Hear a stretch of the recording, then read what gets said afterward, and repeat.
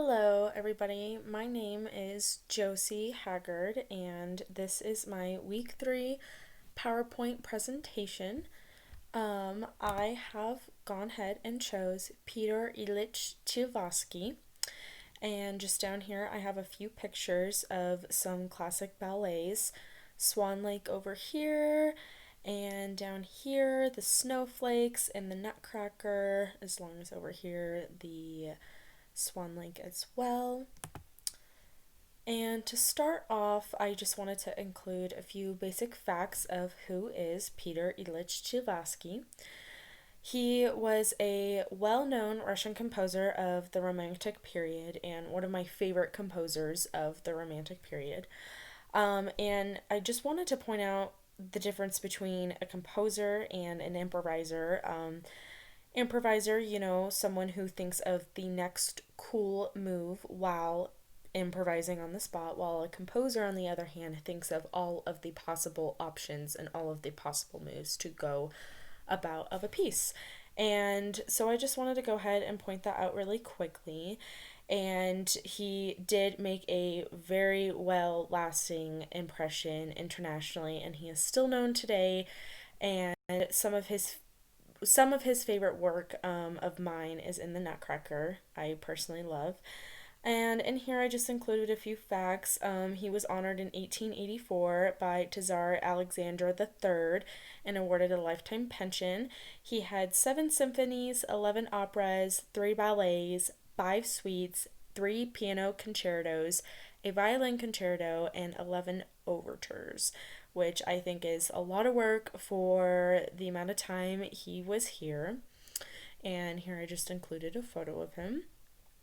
Now, going to the next slide, the dance of the Sugar Plum Fairy is a scene in the Nutcracker, and I have gone ahead and identified that I do believe it is in simple meter, so a 2/4 meter is what I could identify. And I did notice there was a combination of homophonic and polyphonic textures throughout this piece, and just a minute I'll go ahead and click on this and share it with you. And the tone color I noticed throughout the piece was very mysterious, and it took a few different turns, unexpected turns, but I really do think the xylophone does demonstrate this tone color of the light and airy tone.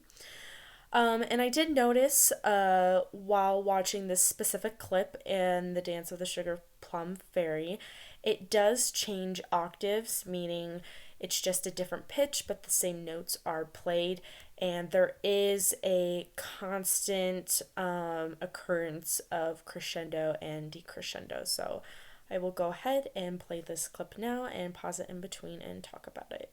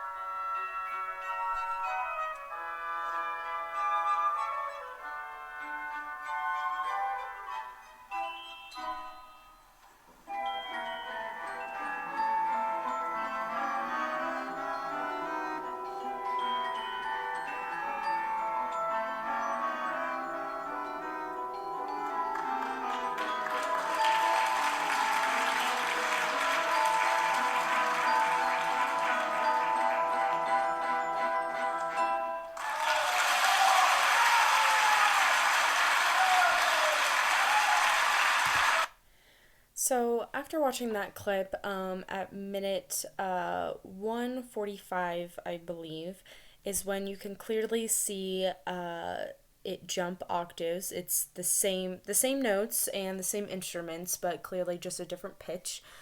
So I will go ahead and click on that again.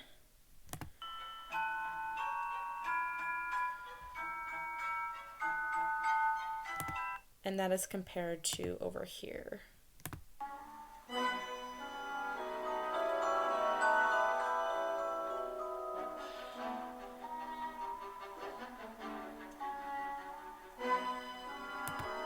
So there is a very strong evidence of that.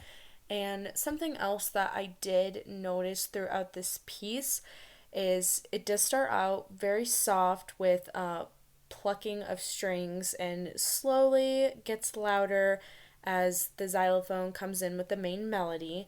And as this piece progresses, you can slowly hear the strings, I'm assuming most likely violins and cellos come in, as well as I would say a bassoon or bass clarinet. And something I found very interesting as well, I noticed that this is rare, so to speak. Um, but it features the sound of an instrument called a celesta. The celesta is similar in appearance to a piano, but the only difference is that it contains metal plates instead of strings. And these strings are hit by hammers that produce a very soft, sort of bell like sound. And I really like that in this piece, and I think it does have a lot to do with the tone color. So that was something I found very interesting about this, and the meter and the melody and everything like that.